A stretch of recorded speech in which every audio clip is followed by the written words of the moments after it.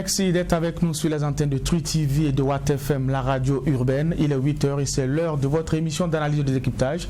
Bienvenue à cette première convocation de la semaine du tribunal de l'actualité. Je suis Adam Khaled Ouedraogo. Bonjour et bienvenue à monsieur les juges. Geoffroy Vaha, Bernard Bougma, bonjour. Bonjour président Ouedraogo, bonjour juge Vaha, bonjour madame, monsieur. Bonjour juge Bougma, bonjour président, bonjour auditeurs et téléspectateurs. Merci. Il faut retenir que le secteur minier au Burkina Faso est en pleine expansion. Le pays compte 17 mines industrielles en activité, 600 sites aurifères d'exploitation artisanale légale et illicite. L'or occupe, faut-il le rappeler, environ 70% des recettes d'exportation. Mais comment se fait la gouvernance dans ce secteur qui soutient l'économie nationale? Les textes qui encadrent l'activité sont-ils conformes aux normes internationales? La question est enrôlée ce matin et pour en parler, nous avons sur ce plateau Jonas Yen. Il est directeur des programmes d'ORCAD. ORCAD, c'est l'organisation pour le renforcement des capacités de développement. Bonjour et bienvenue. Bonjour Monsieur le Président, bonjour Messieurs les juges. Bonjour. Alors, avant de revenir sur l'objet de la convocation de ce matin, nous allons permettre aux juges au siège de donner leur avant-propos et c'est juste après cette première partie.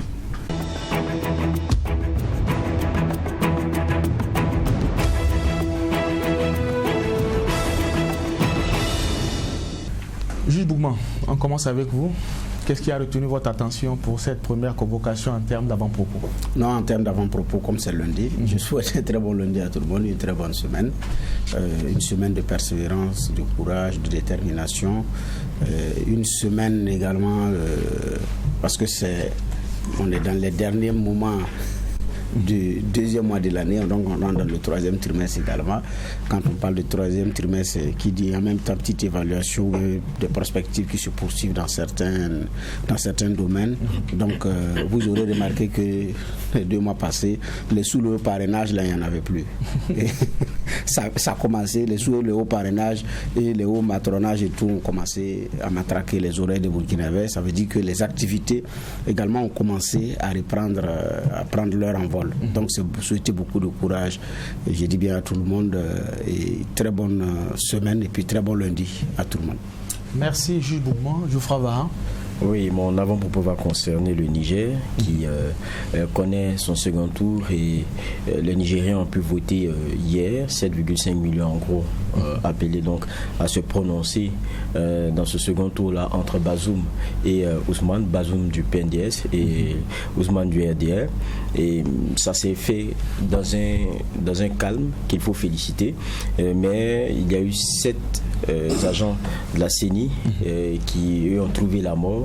Je pense que leur agent est passé sur leur engin est passé sur un engin explosif et donc il y avait 2 morts donc à déplorer, même si au départ il y avait des engagements pris pour assurer la sécurité des uns et des autres, mais la région évidemment dans laquelle ce drame est survenu, c'est une région à fort défi sécuritaire pour ce qui est du Niger et bon c'est le point noir de la journée d'hier, mais ce qu'il faut féliciter déjà c'est la discipline, la maturité notamment des Nigériens qui nombreux se sont déplacés pour aller porter leur choix et on espère que le processus lui-même va continuer ainsi parce que tant qu'on n'a pas les résultats et que cela n'est pas confirmé par les instances habilitées, on n'est pas encore sorti du tunnel.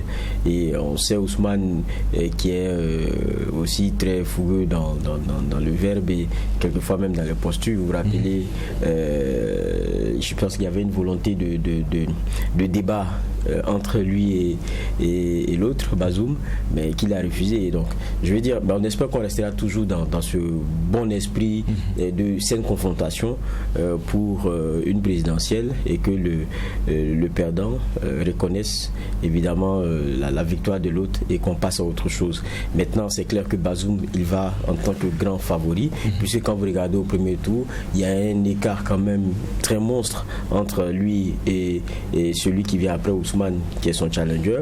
39% au premier tour pour Bazoum, 17% pour Ousmane. Et lorsqu'on sait que ceux qui viennent après aussi, il y a beaucoup qui ont appelé à voter pour Bazoum, on se dit logiquement Bazoum devrait pouvoir passer au les mains. Mais on attend toujours d'avoir les résultats et encore féliciter que ce soit bien passé hier et espérer que ça se termine ainsi.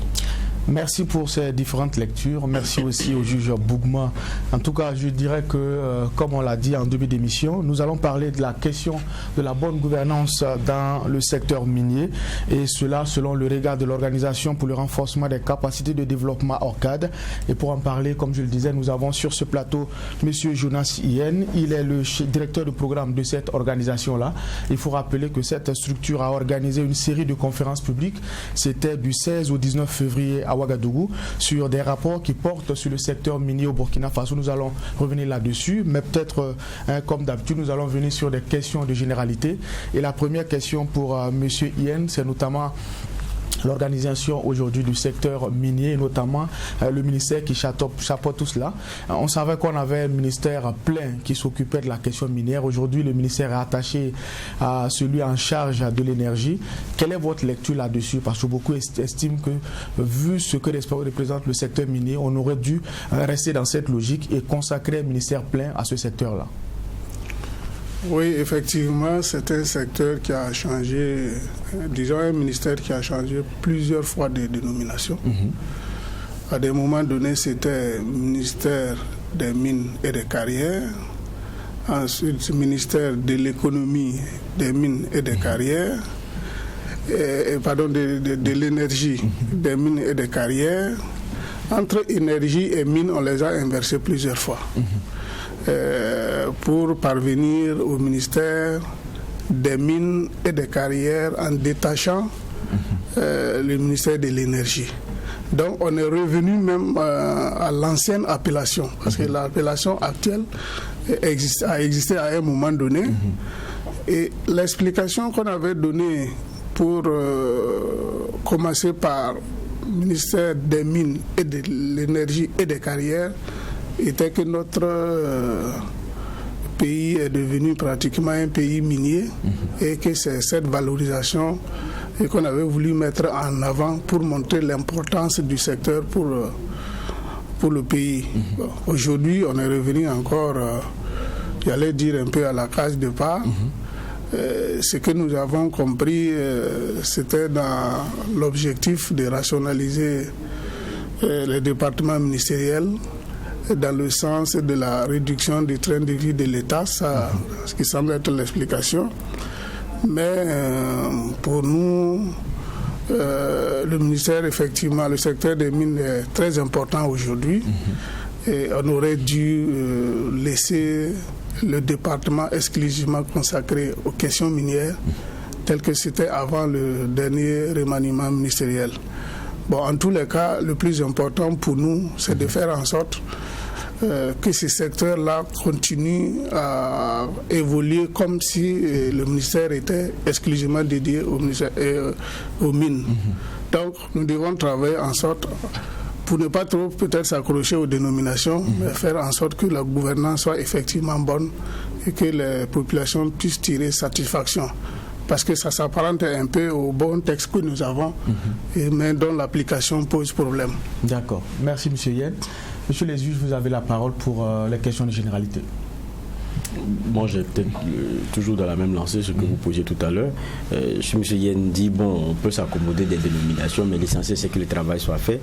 Je pense que le caractère des ministères pleins, souvent à tout son sens. Vous voyez, quand le président dit la réconciliation est chère à mon cœur, vous avez un ministère de la réconciliation qui est créé de façon pleine. On sait le potentiel à un moment donné qui était le Burkina pour ce secteur minier là, mais aujourd'hui on n'est plus dans la question d'un potentiel, c'est affirmé. Est-ce que au regard de l'évolution des choses et des chiffres que nous avons, parce qu'on regarde ce que c'est, même ça a dépassé le coton et tout. Donc ça veut dire à un moment donné, il faut le prendre, je ne dis pas qu'il faut le prendre au sérieux, comme si on ne le prenait pas déjà au sérieux, mais il méritait quand même aussi une attention principale et pleine. Est-ce que ça allait être un scandale que d'avoir un ministère plein en la matière? Non, pas du tout, bien au contraire. C'est ce que j'ai dit. Il y a ce que nous souhaitons, il y a ce que nous voulons, il y a ce que l'autorité décide. Sinon, notre souhait était de laisser la dénomination du ministère tel qu'il était. D'accord. Maintenant que c'est fait et que nous n'avons pas la possibilité de ramener les choses en arrière, nous sommes tenus maintenant de veiller en sorte que ça fonctionne comme si le ministère était un ministère exclusivement dédié aux questions minières. Mais ça fait partie souvent de vos plaidoyers, parce que quand on entend énergie, c'est un gros morceau, il ne faudrait pas qu'on se leurre. Oui. Et quand vous y mettez les mines, même si quelquefois on a un ministère délégué juste à côté, c'est déjà jamais facile. L'énergie, déjà, c'est très costaud. Ouais. Le ministère, les mines, c'est déjà complexe et compliqué. Donc ça fait en fait 2 gros morceaux qu'on met ensemble. Même avec un ministère délégué, ce n'est pas évident. C'est clair. Donc c'est pourquoi, comme l'autorité parfois aussi, même s'il y a des recommandations ou des propositions des techniciens, on n'en tient pas toujours compte. Sinon, si nous on était à la prise de décision de ces dénominations, on aurait vraiment conseillé de ne pas mettre tous ces gros morceaux ensemble. Mais c'est déjà fait. Nous devons veiller à ce que ça fonctionne. D'accord. Juste Bougma. Bon, là on parle des mines, mais on parle moins des carrières, on n'en parle pratiquement pas. Ou bien les carrières ne sont pas aussi dans votre champ d'action. On n'en parle pas parce que les carrières sont très moins développées. Quand je dis très moins développé en termes de revenus qu'on en tire. Alors, j'ai pu le constater quand il s'agissait de collecter les revenus pour le Fonds minier de développement local. C'est vrai que quand vous entendez parler de 1%, le 1%, ce n'est pas seulement les sociétés minières qui le payent, mais il y a aussi les sociétés de carrière. Mais quand on est rentré dans le paiement des sociétés de carrière, on s'est rendu compte que c'est un secteur vraiment pratiquement délaissé. Parce qu'on n'était même pas arrivé à savoir dans quelle commune telle société de carrière était basée. Et quand nous avons vu les revenus payés à l'État, c'était pratiquement des maudiques sommes. Nous avons vu des montants de moins de 15 000 que des gens ont payé, de 20 000 que des gens ont payé. Ceux qui ont payé en termes de millions, c'est des sociétés qu'on peut compter 1, 2, 3. Donc, le développement des carrières est moindre. Et c'est pourquoi d'ailleurs nous avons profité de cette occasion pour interpeller. À partir du moment où on a créé une direction générale chargé des carrières avec un directeur général, ça voudrait dire qu'on accorde de l'importance à ces sous-secteurs. Donc on devrait faire en sorte effectivement que les carrières aussi se développent parce que quand même c'est des substances qui servent à faire beaucoup de choses. Mais l'organisation à ce niveau également pose problème et ça fait aujourd'hui partie de nos actions de plaidoyer. Alors mais est-ce que vous avez pu savoir pourquoi est-ce que les carrières sont délaissées? C'est la question de gouvernance dont nous sommes en train de parler.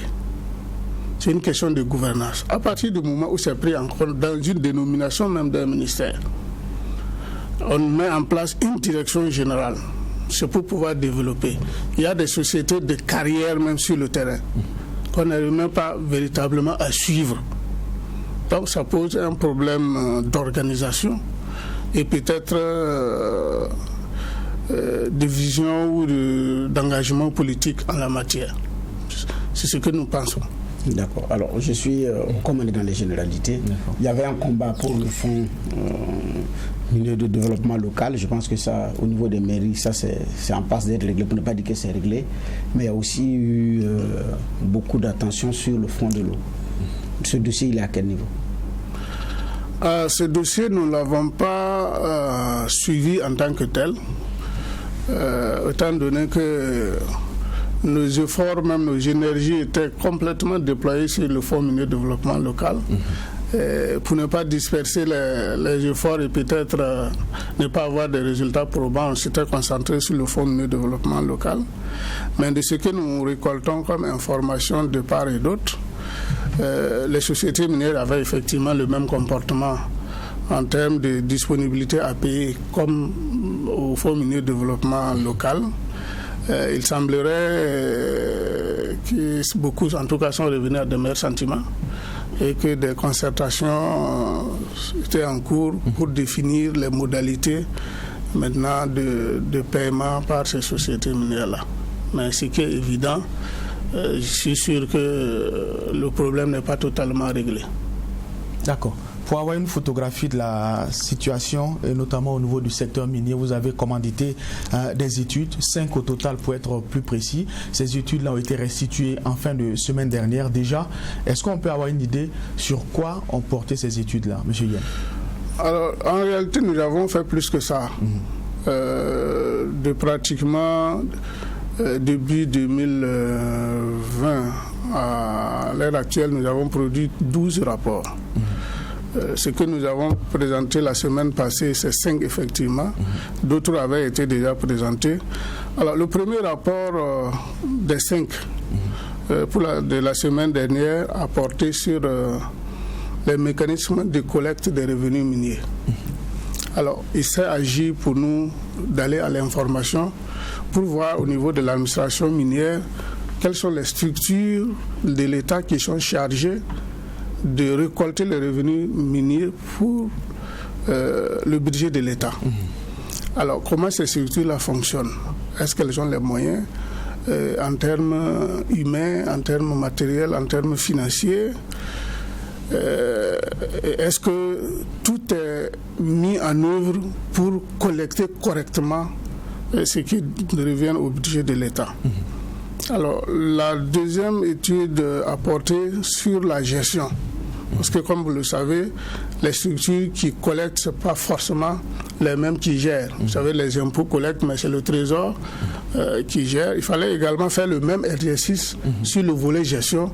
Est-ce que les structures qui gèrent ont également les moyens pour travailler?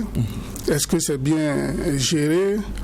Ensuite, est-ce que tous les revenus collectés vont effectivement dans le budget de l'État? Et quelles sont les pratiques en matière, les répartitions, comment ça se fait? L'argent de l'ordre qui rentre, est-ce que tout va dans la caisse de l'État ou il y a d'autres circuits que ça prend? Le troisième rapport a porté sur les bonnes pratiques en matière de gestion des revenus miniers. Donc, en fait, tout est lié. Alors, est-ce qu'il y a des pratiques qui pourraient inspirer, j'allais dire, d'autres secteurs en matière de bonne gestion dans la collecte, la gestion des revenus miniers? Si on estime que dans le secteur minier, telle façon de faire est très bien, ça peut inspirer aussi d'autres structures de l'État. Alors, le quatrième rapport a porté sur le fonds de la formation et de la recherche. C'est un fonds qui avait été créé sur proposition également de la société civile. Nous l'avons défendu et ça a pu être maintenu dans le code minier. Dans l'esprit, au départ où on proposait ce fonds, c'était de dire les sociétés minières ont des moyens et se forment conséquemment dans les différents segments du secteur.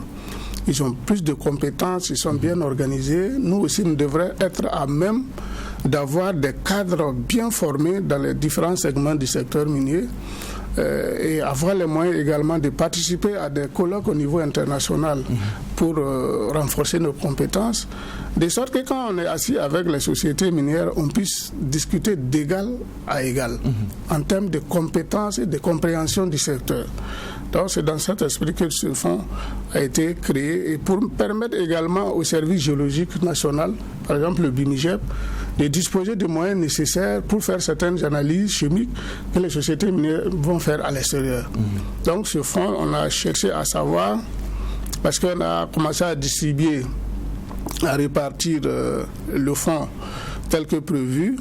Alors on est allé vers les bénéficiaires prévus par la loi pour s'assurer qu'ils ont reçu l'argent du fonds. Qu'est-ce qu'ils en ont fait et quelle appréciation ils en font des premiers résultats de l'utilisation de ce fonds-là. Le dernier rapport est le 5e, c'est l'autre fonds qui porte sur la réhabilitation et la fermeture des mines. Donc pour gérer les questions des dégâts environnementaux issus de l'exploitation minière. Alors, on savait que les sociétés minières ne payaient pas correctement, n'alimentaient pas correctement ce fonds. Donc il s'est agi pour nous d'aller voir est-ce que tout le monde paye? Est-ce que ce qui est payé nous paraît suffisant en cas, par exemple, de fermeture brusque d'une mine pour telle ou telle raison, l'argent puisse suffire pour résoudre les problèmes environnementaux qu'ils ont créés. Donc, tout cela a permis de nous informer davantage à travers ce travail de collecte d'informations, de faire des analyses pour voir si notre secteur est bien surveillé, est bien géré, et on a mis des garde-fous pour éviter des sources de déperdition des ressources. En fait, pour nous, c'est une façon de voir, de disposer suffisamment d'éléments pour voir comment on va travailler davantage à promouvoir la sécurisation des revenus miniers et également la bonne gouvernance dans le secteur. D'accord. Juge Bougma. Oui, le premier rapport qui a porté sur les mécanismes de collecte des revenus, moi je voudrais savoir, vous avez dit, c'est pour voir comment les revenus sont collectés, premièrement, et deuxièmement, où vont ces revenus-là. Est-ce qu'on peut avoir plus de précision sur ce que vous avez trouvé? En termes de résultats? Oui. Oui, on a trouvé qu'il y a plusieurs sources de régies de collecte au niveau de l'État. Il y a la douane qui entre en jeu, il y a pas mal de services des impôts en fonction de la nature d'impôts à payer. Et il y a par exemple d'autres structures comme le BINE, comme l'ANEMAS. Il y a pas mal de structures comme ça en fonction des types de revenus qui collectent. Donc au moins on sait qui collecte. Maintenant, est-ce que la collecte se fait normalement? On est arrivé à la conclusion que pour pouvoir collecter, il faut envoyer ce qu'on appelle les bulletins de liquidation aux sociétés minières pour leur dire, bon, sur la base de ce que vous nous avez communiqué comme information en matière de production, voici ce que vous devez payer. Alors, nous avons trouvé que le circuit d'émission et de transmission de ces bulletins-là est très long. Ça prend un certain nombre de services, ça va au niveau des autorités, ça revient pour que la structure finale chargée de les transmettre puisse le faire. Donc c'est très long et ça fait perdre un peu de temps, alors que quand on analyse, on se dit qu'on n'a pas besoin de tous ces circuits-là. Ou à la limite, si c'est des gens qui sont dans un même bureau, et ça peut aller vite. Donc on a vu ça. On a vu également que, comme dans tout secteur, on a le service qui est là, on a le petit personnel qui est là, mais il n'y a pas de moyens conséquents pour pouvoir travailler. Peut-être même pour aller sur le terrain, c'est un autre problème à résoudre en termes de moyens roulants. Mais ce que nous avons pu faire comme constat majeur, c'est que c'est un secteur qui a sa spécificité. Donc il faut avoir vraiment des spécialistes. En matière de fiscalité, ce n'est pas une fiscalité de droit commun. C'est la fiscalité minière. Nous avons l'habitude de dire, si vous sortez major de l'ENAREF, ça ne suffit pas pour vous pour tenir tête à un fiscaliste minier. Vous vous asseyez ensemble, vous parlez fiscalité, mais dans le domaine minier, il vous vole devant vous-même. Donc de façon transparente, sans que vous ne sachiez qu'il vous a volé. Parce que la technique de lecture des rubriques, il peut vous contourner. Donc nous avons trouvé que, tel que l'administration minière se présente, ça demande véritablement un renforcement des capacités avec des possibilités de recyclage régulièrement pour permettre de mettre à jour ces agents-là, de sorte à pouvoir contrôler ce qu'on appelle le prix de transfert, qui passe par une sorte d'araignée de maillage, de mêmes groupes qui ont des sous-groupes qui font des transactions entre eux et qui font croire que c'est avec d'autres sociétés qu'ils font des commandes. Alors si vous n'êtes pas rodé et à même d'avoir un bon réseau à l'international avec les autres administrations fiscales, ça va être difficile. Donc nous avons trouvé que en termes d'organisation interne, moyens humains, moyens techniques, moyens matériels pour travailler, il y a quand même beaucoup d'insuffisances. C'est d'ailleurs pour ça que vous aviez entendu dire que ce sont les sociétés minières qui venaient prendre les agents de l'État pour aller se faire contrôler. Alors, quand vous faites des choses comme ça, vous ne pouvez pas prétendre que vous contrôlez votre propre affaire. Donc, à ce niveau, nous avons trouvé que le problème de contrôle, de suivi des activités minières, de surveillance du secteur minier est un gros problème aujourd'hui. Le fait de collecter des revenus, ça ne suffit pas. Mais est-ce que sur le plan de la fiscalité minière, nous avons l'expertise au niveau local? C'est ce que je suis en train de dire. Même si on a 2 ou 3, ça ne suffit pas. Avec 17 mines, on a 2 ou 3, ça ne suffit vraiment pas. Or, c'est le cas aujourd'hui. Nous n'avons pas suffisamment de fiscalistes miniers, j'allais dire chevronnés, parce que même les sociétés minières qui ont beaucoup plus d'expertise, face à certains dossiers, ils font appel encore à des cabinets spécialisés qui ont des techniciens beaucoup plus chevronnés pour mieux analyser, interpréter, avant de leur permettre d'aller face aux agents de l'État, sinon dire devant l'État, pour pouvoir défendre ses intérêts. Donc non seulement nous n'avons même pas suffisamment, mais on ne travaille pas non seulement à augmenter le nombre, mais aussi à mettre à jour le peu que nous avons. Ma dernière question, parce que c'était 2 questions, c'était le mécanisme et où va l'argent. Oui, là au moins on a trouvé que l'argent va là où ça doit aller. C'est où? C'est-à-dire au trésor public. Donc, à partir du trésor public, on sait au moins les différentes répartitions. Par exemple, il y a une partie qui va au Fonds minier de développement local. Bon, il y a une partie qui va, c'est un exemple, à la contribution de l'État burkinabé à l'UEMOA, à la CEDEAO.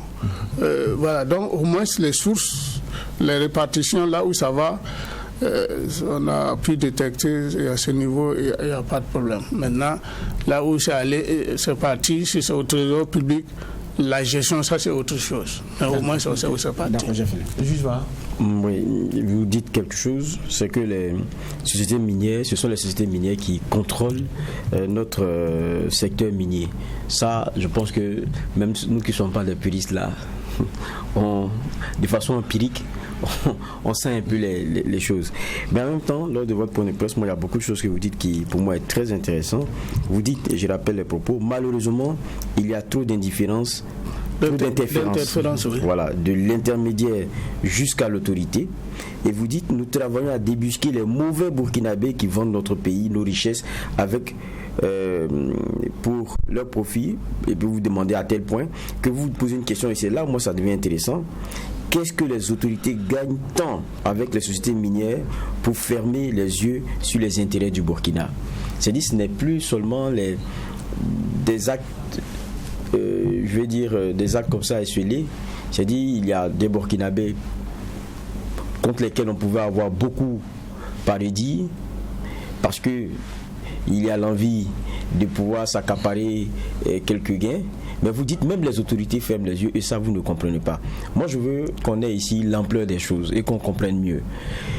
Comment est-ce que c'est un capharnaüm possible, de sorte à ce que même nos autorités, il y ait des clarifications qu'on pourrait demander et qu'on ne veuille pas?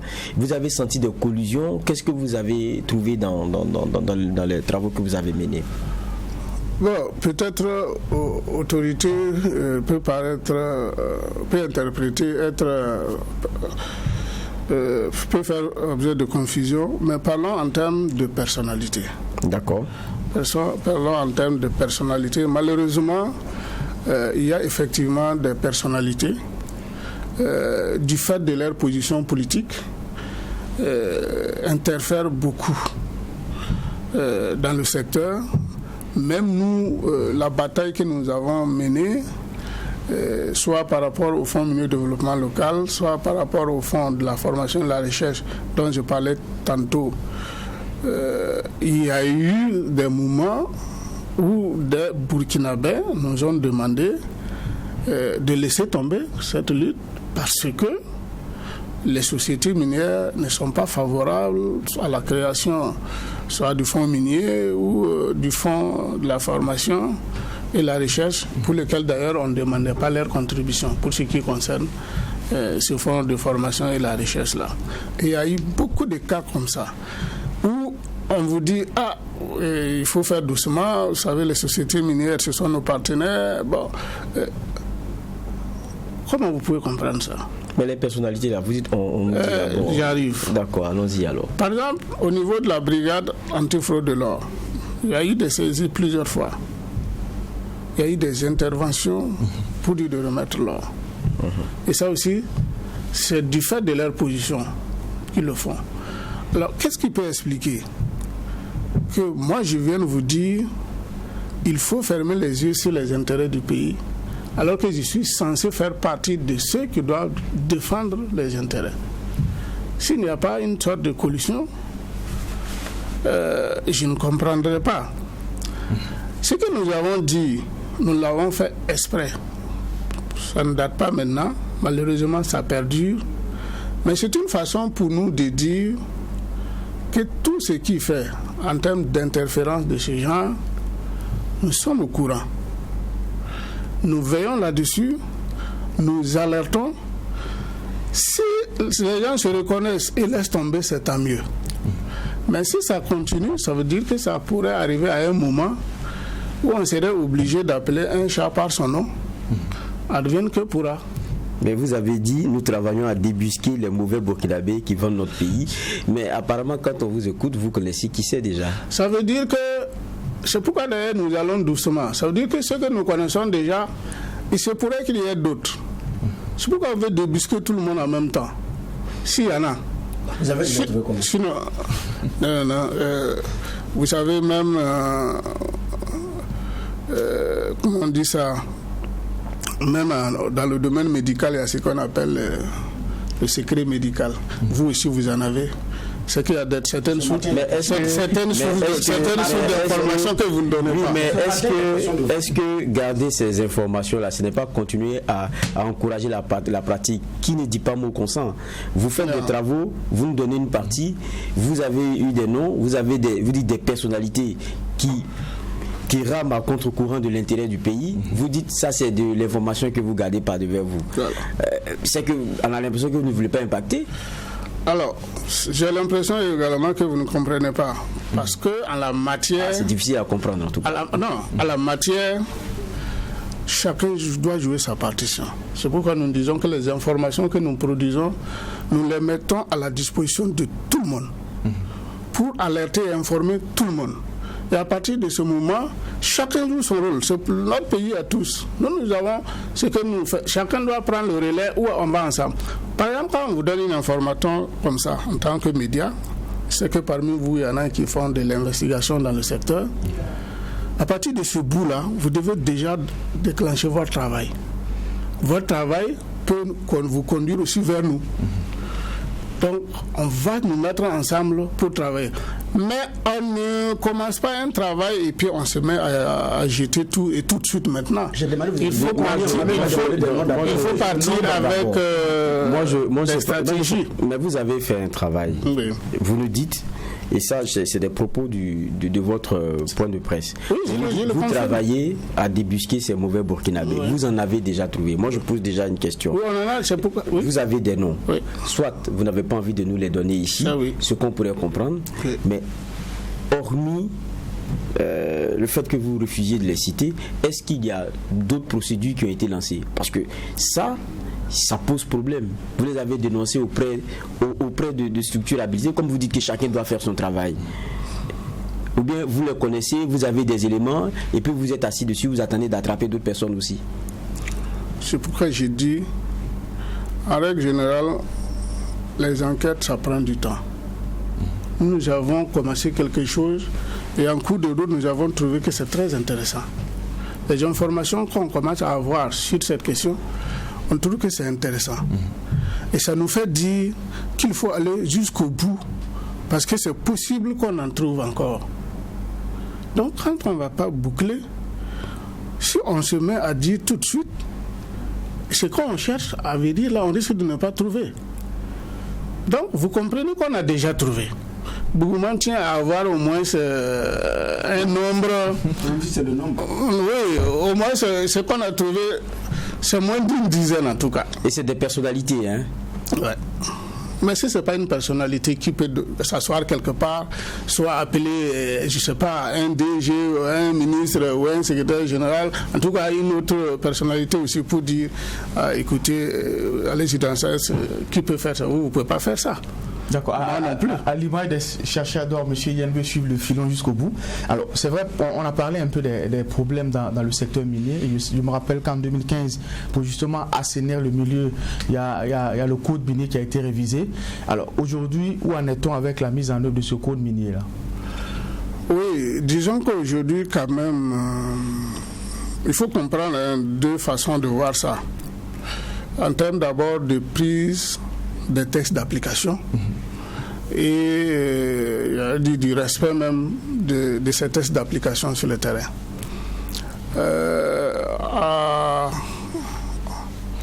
Actuellement, la plupart des textes d'application sont déjà pris. Je pense qu'il reste 4 ou 5 qui ne sont pas encore pris. Donc on peut dire qu'en termes de taux d'adoption des textes d'application de ce code-là, quand bien même on a pris suffisamment de temps avant de les adopter, on peut quelque part s'en féliciter. Maintenant, il ne suffit pas d'avoir ces textes-là.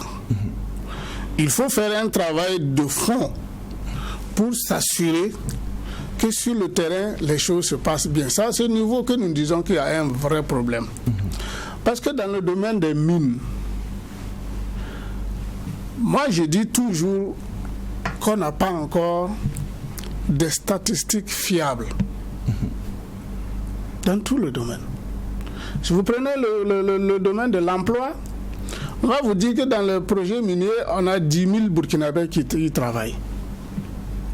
Ça, ce sont les sociétés minières qui le disent. Nous, en tant qu'État burkinabé, nous n'avons pas encore dit le contraire.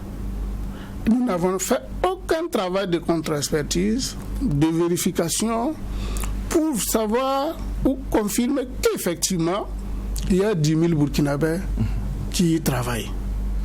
Ce sont les sociétés minières qui nous disent, dans notre projet, on a tant de Burkinabés en termes d'hommes et de femmes, et on se contente de répéter ça. On ne fait pas de travail de vérification. Nous-mêmes, nous avons travaillé là-dessus. Nous avons rencontré pas mal de difficultés. Donc aujourd'hui, les chiffres que nous avons, ces chiffres qu'il faut, j'allais dire, mettre entre griffes, parce que le problème de suivi, c'est le problème le plus crucial. Tout ce qu'on nous donne, on consomme sans chercher à vérifier si c'est vrai ou pas. D'accord. Vous abordez aussi la question de la brigade anti-fraude de l'or. C'est assez intéressant. Vous dites le problème avec eux, ce n'est pas la création en tant que telle, mais c'est qu'ils répondent d'une hiérarchie politique. En quoi est-ce que ça freine? Alors, c'est une structure qui devrait avoir l'autonomie de fonctionnement, y compris l'autonomie financière. Parce que les agents de la BNAF ont prêté serment. Alors, voici des gens qui prêtent serment et qui sont sous la coupe de la hiérarchie politique. Ça veut dire que le ministre des Mines peut dire au directeur général de la BNAF va dans tel sens et non dans tel autre. Le directeur général de la BNAF peut dire au ministre, moi, je suis face à une situation, je vais agir de cette façon. Le ministre va dire, non, pour le moment, ne fais pas de cette façon. C'est dire qu'il ne peut rien entreprendre sans informer au préalable la hiérarchie.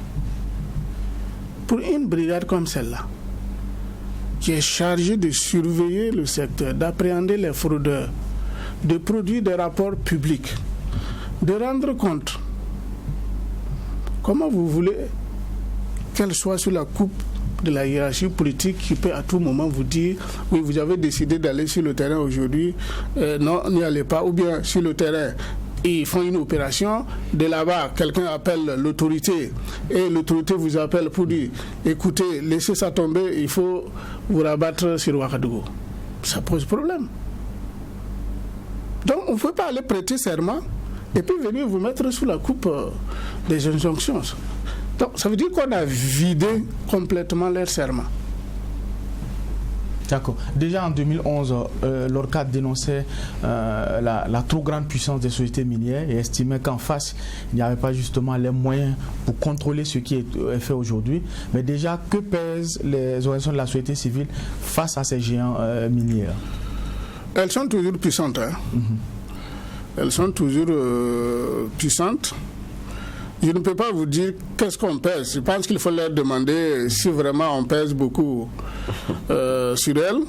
Mais en tout cas, nous faisons de notre mieux pour beaucoup les influencer. Parce que l'autre côté, c'est vraiment un laisser-aller. Les sociétés minières, apparemment, n'ont pas de soucis à se faire face à notre État. Je pense qu'elles pensent plutôt même que la société civile est beaucoup plus contraignante pour eux que l'État. Quand vous voyez leur façon de faire, leur façon d'agir, c'est comme si il n'y a rien qui peut leur arriver. Cela peut s'expliquer aussi par ce type de collision entre ces sociétés et certaines personnalités qui, visiblement, à certains niveaux, il n'y a pas de barrière. Alors qu'en la matière, il faut avoir une certaine barrière quand vous occupez un certain niveau de poste et en fonction du secteur, il doit avoir une certaine barrière entre les investisseurs et vous. Ça ne veut pas dire que vous ne vous concertez pas, vous ne discutez pas des intérêts réciproques, mais que ce ne soit pas vos amis avec qui vous buvez la bière tous les jours. À partir de ce moment, ça pose problème.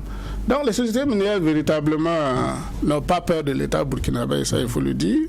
Alors vous dites même que certaines sociétés minières se comportent comme des encaves diplomatiques avec des drapeaux de leur pays et tout cela. Est-ce que les choses changent avec le plaidoyer que vous menez sur le terrain?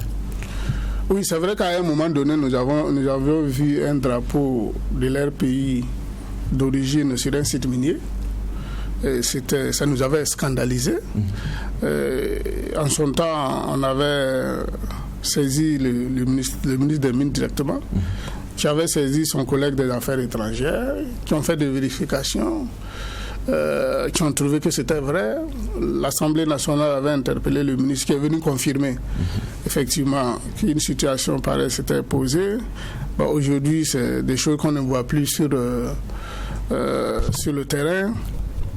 Donc, pour vous dire à peu près comment il pouvait même venir à la tête d'une société minière qui n'a pas une enclave diplomatique, d'aller planter le drapeau de son pays sur son site d'exploitation.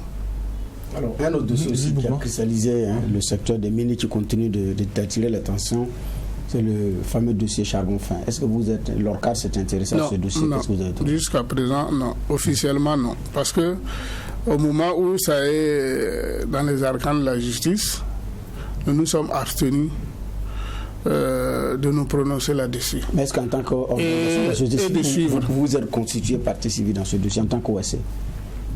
Non. En tous les cas, pour le moment, la justice suit bien le dossier. Il n'y a pas d'obstacle majeur. Nous n'avions pas de raisons particulières pour venir comme si l'État ne s'en occupait pas. Donc pour le moment, en tout cas, au niveau d'ORCAD, on n'a pas mené même ce débat en termes de nous constituer pour pouvoir suivre ce dossier. On estime que c'est entre les mains de la justice.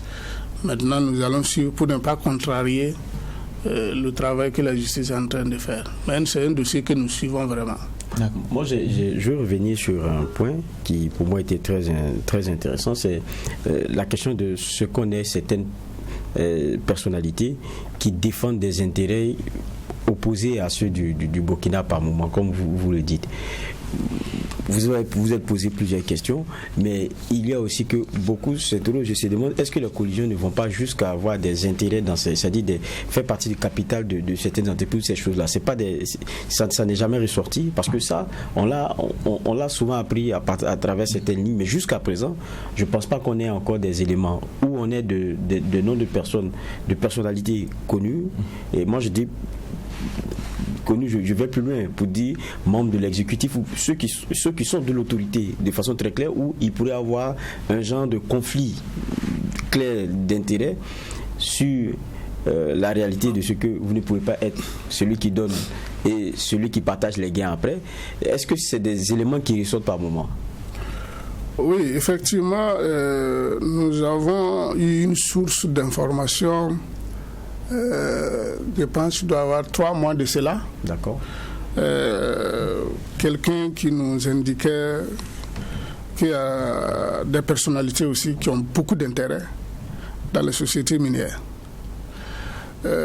Sans nous donner de détails. Parce que par moment, on vous donne l'information sans vouloir aussi trop donner. Ça peut amener d'autres situations. C'est ce que j'ai tenté de vous dire tantôt quand on vous donne certaines informations. Utilisez ça pour travailler. Donc, nous, on a pris ça. Nous sommes en train de chercher nous-mêmes. Donc, jusqu'à un certain niveau, s'il arrive que nous avons besoin de lui pour nous donner d'autres indications, on repartira vers la personne. Mais c'est des sujets qu'il faut traiter avec beaucoup de tact. Non seulement pour avoir l'information, mais pour protéger aussi celle qui vous donne l'information. Donc, il a été dit effectivement qu'il y a beaucoup de gens qui ont des intérêts là-bas, soit directs ou indirects. Nous sommes en train de vérifier. Pour le moment, je n'ai aucun élément de confirmation. Nous sommes en train de vérifier. Mais quand vous voyez certains comportements, ça vous laisse penser. Parce que pour moi, je ne comprends pas, surtout des gens qui sont censés nous défendre, censés défendre nos intérêts, sont les mêmes qui vous poussent à ne pas aller dans tel ou tel sens. Et l'argument, c'est que si vous faites comme ça, ce sont des investisseurs importants, ils pourraient partir et ça va jouer sur notre économie. Bon, nous autres, ça nous fait rire quand on dit comme ça.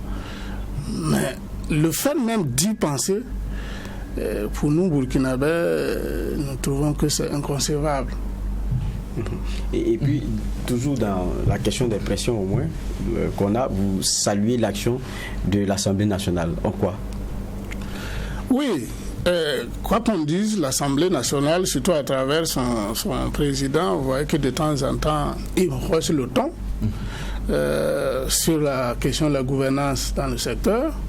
Je ne sais pas si vous avez entendu notre institution en faire de même. Donc, en plus de ça, il n'y a pas eu pas mal de sorties d'informations parlementaires, d'enquêtes parlementaires qui donnent également un certain nombre d'informations. C'est en cela que nous trouvons quand même si l'Assemblée nationale n'a pas toutes les solutions, elle travaille quand même à dire qu'il y a des manquements dans le secteur. Donc, tout ça mis ensemble, nous avons aussi salué, j'allais dire ce que nous avons appelé le discours nouveau du jeune ministre des Mines et des Carrières qui vient d'arriver. Alors, les premiers discours qu'il a tenus, quand nous l'écoutons, ça cadre parfaitement avec les préoccupations de la société civile. Donc, ce qui suppose effectivement que nous avons des choses à rectifier pour repartir sur de bonnes bases. Parce que c'est un secteur très stratégique au plan économique et social. Il est tout à fait normal que l'exécutif crée les conditions nécessaires pour nous permettre de tirer grand profit de ce secteur-là. Pas seulement à partir des impôts directs, mais aussi des opportunités, de l'ensemble des opportunités qu'offre le secteur, de sorte à pouvoir faire sentir aux Burkinabés qu'effectivement notre pays fait partie des pays miniers.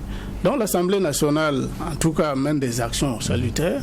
Il appartient à l'exécutif, à la société civile et à nous également de pouvoir conjuguer les efforts pour que les choses s'améliorent. Et nous osons croire qu'avec les nouveaux ministres qui arrivent, on pourrait travailler à rectifier beaucoup de choses parce qu'il n'est pas encore trop tard. Juge Bouma. L'une de nos limites, c'est aussi la question de la formation. M. Yen parlait du domaine de la fiscalité minière. En tout cas, au Burkina, ils ne sont pas nombreux. Et l'un d'eux, d'ailleurs, siège à l'Assemblée nationale actuellement comme député, alors qu'il a une bonne expertise également dans le domaine de la fiscalité minière, mais on n'a pas beaucoup d'instruments dans ce domaine-là. Mais il y a les autres secteurs aussi de la mine où on disait qu'il n'y a pas d'expertise, et ce sont des Sud-Africains, des Ghanéens, d'autres nationalités qui venaient, et même canadiennes, nationalités canadiennes qui venaient gérer ces questions-là. Aujourd'hui, est-ce que la tendance est en train d'être renversée côté renforcement des capacités des ressources humaines? Pour moi, non. La tendance est très loin de s'inverser. Et c'est d'ailleurs l'idée du fonds dont je parlais tantôt. C'était pour utiliser ce fonds-là pour nous former. Vous avez lu le courrier confidentiel tout récemment qui rendait compte du travail de l'ASE sur l'utilisation des ressources de ce fonds. Dans notre rapport également, ça ressort. On a utilisé ce fonds pour se distribuer en carburant. Alors que c'était pour vous former dans tous les secteurs, tel que vous l'avez dit. Aujourd'hui, le problème des cadres nationaux à certains postes se pose toujours. Donc, les sociétés minières continuent à vous dire, écoutez, vous voulez qu'on prenne des Burkinabés, quand vous êtes à un certain niveau de l'activité minière comme la phase d'exploitation, c'est un travail technique, ça demande des techniciens d'un certain niveau. Vous n'en avez pas. Et on ne voit pas en filigrane, comme certains pays l'ont fait, une façon par exemple de regarder au niveau des universités qui ont des départements de formation en lien avec le secteur minier, détecter des étudiants de talent, les envoyer dans les grands pays, les former conséquemment et les ramener pour occuper certains postes au niveau des sociétés minières. Mais non, cette vision-là, elle n'est pas encore là. Mieux, on prend l'argent, on se distribue en carburant pour des réunions, alors que c'était dédié à ça. Donc la tendance est loin de s'inverser. Même le code, par exemple, dit il faut établir des plans de formation pour le transfert des compétences. Parce que si on vous a permis de faire venir un Canadien, c'est parce qu'on estime que la compétence n'est pas là. On vous dit plus tard, vraiment plus tard, au bout de 5 ans, cet expatrié devrait être remplacé par un Burkinabé parce qu'on aurait eu un plan de formation pour le remplacer au fur et à mesure. Là aussi, ça s'est écrit noir sur blanc dans la réglementation. Mais on ne voit rien. Mais c'est aussi dans le domaine de ceux qui font affaire. Donc, avec ceux qui sont dans le domaine de la mine, je vais parler des partenaires d'affaires, comme on les appelle. Bon, j'ai l'impression que les Burkinabés se limitent à la fourniture seulement de ce qui est aliments et tout. Quand il s'agit des engins, c'est encore compliqué. Et aussi le carburant. Est-ce que vous avez vu que les Burkinabés également tirent profit en fonction dans ce domaine-là? C'est pourquoi nous avons dit dans notre rapport également qu'il y a véritablement un problème de compréhension et de coordination dans le secteur. Même au niveau de l'État, on croit que le secteur des mines, c'est une affaire du ministère des Mines. On ne met pas ensemble le ministère des Mines, l'économie, environnement, commerce, emploi, et ressources animales, etc. À l'heure où on est en train de parler, plus de 10 années, on devrait être capable de dire que ce sont des Burkinabés qui fournissent le carburant dans le secteur des mines. Merci, M. Yen. C'est vrai que c'est un secteur transversal, un secteur à beaucoup d'enjeux. Tant que nous n'avons pas la prétention d'épuiser le sujet en une heure, mais en tout cas, merci d'avoir accepté notre convocation. Nous aurons certainement l'occasion de revenir en tout cas sur ce sujet au regard des enjeux là. Merci d'être là. Je rappelle que vous êtes le directeur des programmes de ORCAD, Organisation pour le renforcement des capacités de développement. Je vais dire également merci aux juges au siège. On se donne rendez-vous demain pour une autre convocation. Quant à vous, chers téléspectateurs et auditeurs de Tweet TV et Watt FM, ces médias leaders là, on se dit demain pour d'autres actualités. Excellente journée à nos compagnies.